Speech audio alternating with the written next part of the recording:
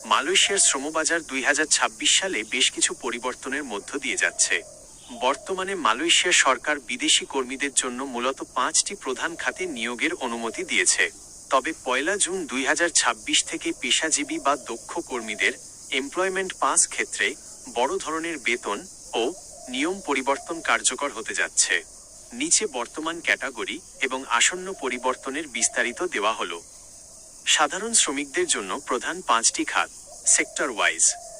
বাংলাদেশ সহ বিভিন্ন দেশ থেকে সাধারণ শ্রমিকরা মূলত এই 5টি খাতে কাজের সুযোগ পাচ্ছেন।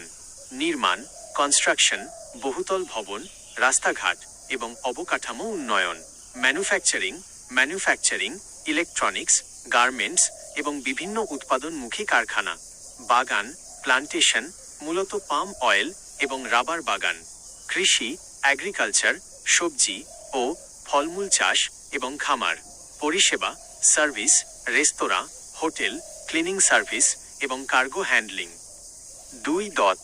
পেশাজীবী ও দক্ষ কর্মীদের নতুন ক্যাটাগরি 1 জুন 2026 থেকে কার্যকর।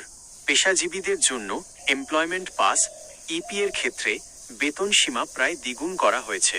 ক্যাটাগরি -1 উচ্চপদস্থ কর্মকর্তা, ন্যূনতম মাসিক বেতন 20,000 রিঙ্গিত, আগে ছিল 10,000 রিঙ্গিত, মেয়াদ 10 বছর পর্যন্ত।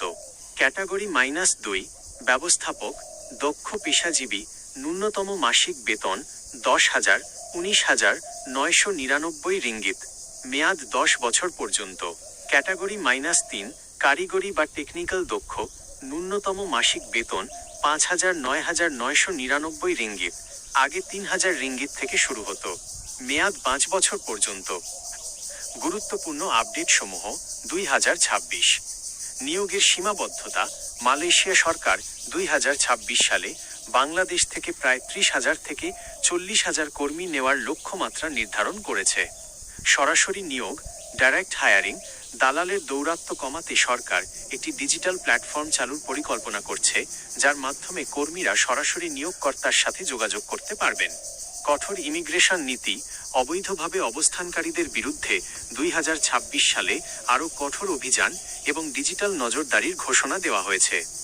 আপনার যেহেতু প্লাম্বিং এবং কনস্ট্রাকশন ম্যাথমেটিক্স বিষয়ে ভালো দক্ষতা ও অভিজ্ঞতা আছে, আপনি কনস্ট্রাকশন বা ম্যানুফ্যাকচারিং রিলেটেড সার্ভিসেস এমআরএস ক্যাটাগরিতে ভালো মানের চাকরির চেষ্টা করতে পারেন। এই খাতগুলোতে দক্ষ কর্মীদের চাহিদা সবসময় বেশি থাকে। আপনি কি বিশেষ কোনো কোম্পানি বা এজেন্সির মাধ্যমে আবেদন করার কথা ভাবছেন?